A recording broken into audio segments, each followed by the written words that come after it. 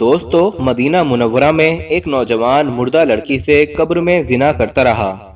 پھر قبر سے لڑکی کی آوازیں آنے لگیں۔ یہ سب کیا معاملہ تھا؟ آج کی ویڈیو میں ہم آپ کو تفصیل کے ساتھ بتائیں گے، لیکن اس دل دہلا دینے والے واقعے کے بارے میں سب جاننے کے لیے آپ کو ہمارے ساتھ آخر تک جڑے رہنا ہے۔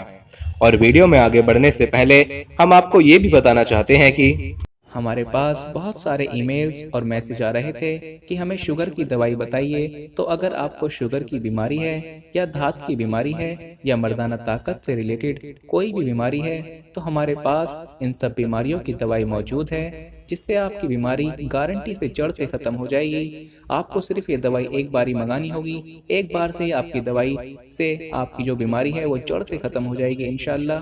ہمارے جو عالم ہیں انہوں نے اس دوائی پر پڑھائی کی ہے، وظائف کی ہیں۔ تو اگر آپ دوائی منگوانا چاہتے ہیں تو ہم کوریئر سے آپ کے پاس دوائی بھیج دیں گے۔ دوائی کے پرائس بھی زیادہ ہائی نہیں ہیں۔ دوائی منگوانے کے لیے آپ اسکرین پر دیے گئے نمبر پر واٹس ایپ کر کے دوائی آرڈر کر سکتے ہیں، اور زیادہ جانکاری کے لیے آپ واٹس ایپ پر میسج کریں۔ حضرت عمر رضی اللہ تعالیٰ عنہ ایک مرتبہ مسجد نبوی گئے۔ انہوں نے ایک نوجوان کو دیکھا کہ زاروں قطار رو رہا ہے۔ حضرت عمر رضی اللہ تعالیٰ عنہ نے پوچھا کہ نوجوان کیوں رو رہے ہو؟ نوجوان نے کہا مجھ سے ایک بہت بڑا گناہ ہو گیا ہے، اب مجھے ڈر ہے کہ میرا گناہ معاف ہوگا کہ نہیں، میں اس لیے رو رہا ہوں۔ حضرت عمر رضی اللہ تعالیٰ عنہ نے فرمایا کوئی بات نہیں، میرے ساتھ چلو، میں نبی پاک صلی اللہ تعالیٰ علیہ وسلم کی خدمت میں عرض کرتا ہوں، وہ آپ کے لیے شفاعت کریں گے اور گناہ معاف ہو جائے گا۔ چنانچہ وہ نوجوان نبی پاک صلی اللہ تعالیٰ علیہ وسلم کی خدمت میں روتا ہوا آیا۔ نبی پاک صلی اللہ تعالیٰ علیہ وسلم نے اس کو روتا ہوا دیکھا تو پوچھا تم کیوں روتے ہو؟ تمہیں کیا ہوا ہے؟ اس نے عرض کیا میں کیوں نہ روں، حالانکہ میں نے ایسے ایسے گناہ انجام دیے ہیں کہ اللہ ان کی وجہ سے مجھے جہنم میں بھیج سکتا ہے۔ میں تو یہ مانتا ہوں کہ مجھے میرے گناہوں کے بدلے دردناک عذاب دیا جائے گا اور اللہ مجھے بالکل معاف نہیں کرے گا۔ نبی پاک صلی اللہ تعالیٰ علیہ وسلم نے فرمایا کیا تم نے خدا کے ساتھ شرک کیا ہے؟ اس نے کہا نہیں، میں شرک سے پناہ چاہتا ہوں۔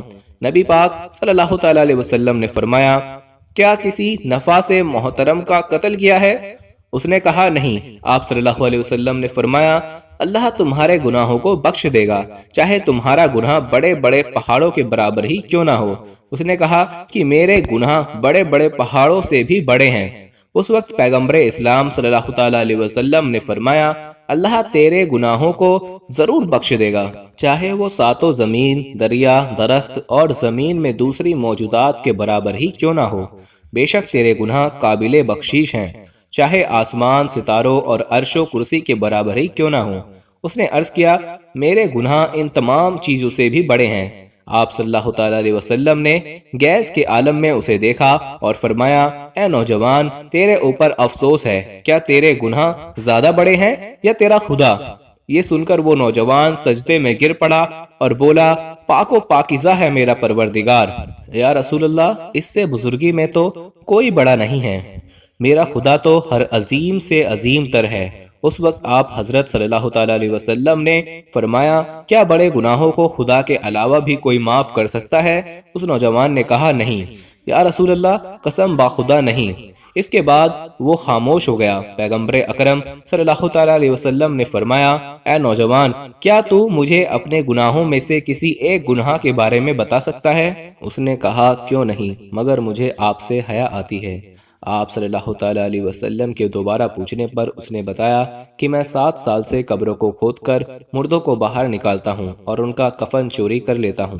قبیلے کی ایک لڑکی کا انتقال ہوا، جب لوگ اس کو دفن کر کے واپس آ گئے تو میں رات میں گیا، اس کو باہر نکالا اور اس کا کفن نکال لیا، اس کو بنا کپڑوں کے ایسے ہی ننگی قبر میں چھوڑ دیا۔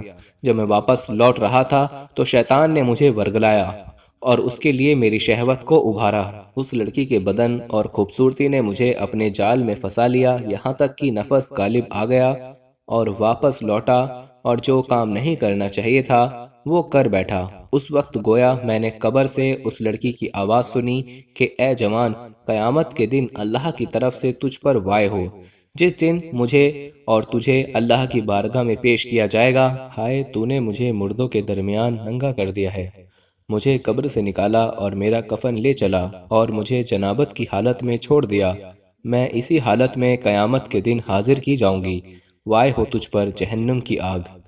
یہ سن کر پیغمبر اکرم صلی اللہ تعالیٰ علیہ وسلم نے بلند آواز میں پکارا، اے فاسق، یہاں سے دور چلا جا، تو جہنم کی آگ سے کتنا نزدیک ہے، یہاں سے چلا جا۔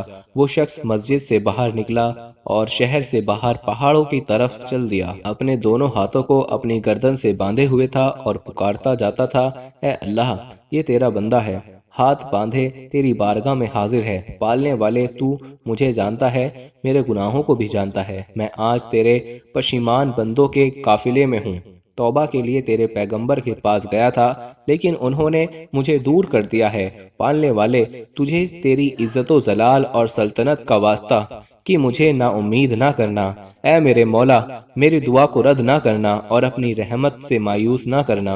وہ 40 دن تک دعا کرتا رہا اور گڑ گڑاتا رہا اور کہتا رہا کہ اگر میری دعا قبول نہ ہوئی اور میرے گناہ بخشے نہ گئے اور تیرا ارادہ مجھ پر عذاب کرنے کا ہو تو مجھ پر آگ نازل فرما تاکہ میں جل جاؤں، یا کسی دوسری عقوبت میں مبتلا کر دے تاکہ میں ہلاک ہو جاؤں۔ بہرحال قیامت کی ذلت اور رسوائی سے مجھے نجات دے دے۔ چنانچہ اس موقع پر درجہ ذل آیات نازل ہوئی اور اللہ تعالیٰ نے فرمایا، اور وہ یہ لوگ ہیں کہ جب کوئی نمایاں گناہ کرتے ہیں یا اپنی نفس پر ظلم کرتے ہیں تو خدا کو یاد کر کے اپنے گناہوں پر استغفار کرتے ہیں، اور خدا کے علاوہ کون گناہوں کو معاف کرنے والا ہے، اور اپنے کیے پر جان بوجھ کر اصرار نہیں کرتے۔ یہی وہ لوگ ہیں جن کی جزا مغفرت ہے، اور وہ جنت ہے جس کے نیچے نہریں جاری ہیں، وہ ہمیشہ اسی میں رہنے والے ہیں، اور عمل کرنے کی یہ جزا بہترین جزا ہے۔ پھر آپ صلی اللہ تعالیٰ علیہ وسلم کو یہ پیغام بھیجا گیا کہ اللہ تعالیٰ فرماتے ہیں کہ میں اپنے بندے کی توبہ قبول کر چکا ہوں، آپ بھی اس پر نگاہ شفقت فرمائیے۔ پھر حضور صلی اللہ تعالیٰ علیہ وسلم نے اس نوجوان کو بلا کر اس کی توبہ قبول ہونے کی بشارت سنائی۔ دوستو، اسی طرح کا ایک اور واقعہ ہم آپ کو سناتے ہیں۔ ایک بزرگ جن کا نام حضرت ابو اسحاق فزاری ہے، آپ فرماتے ہیں کہ ایک شخص اکثر ہماری محفل میں آیا کرتا تھا، پر اس کا آدھا چہرہ ہمیشہ چھپا رہتا۔ ایک مرتبہ میں نے اس سے پوچھا، تم اپنا آدھا چہرہ چھپائے رکھتے ہو، اس کی کیا وجہ ہے؟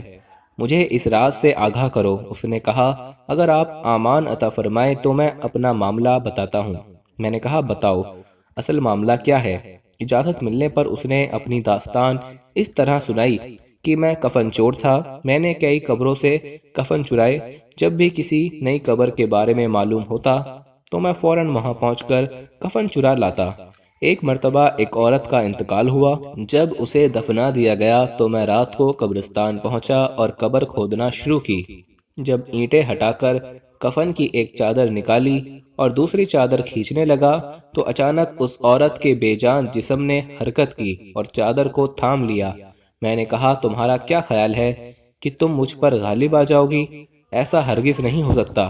یہ کہہ کر میں گھٹنوں کے بل بیٹھ گیا اور پورے زور سے کفن کھینچنے لگا۔ مری ہوئی عورت نے ایک زوردار تھپڑ میرے چہرے پر مارا۔ درد کی شدت سے میں بے قرار ہو گیا اور میرے چہرے پر بہت زیادہ جلن ہونے لگی۔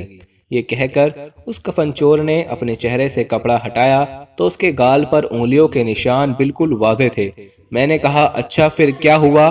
کہا، پھر میں نے چادر واپس اس عورت پر ڈال دی اور جلدی جلدی قبر پر مٹی ڈال کر برابر کر دیا، اور پختہ ارادہ کیا کہ جب تک زندہ رہوں گا کبھی بھی کفن نہیں چراؤں گا۔ اللہ میرے سارے گناہوں کو معاف فرمائے اور مجھے توبہ پر استقامت عطا فرمائے۔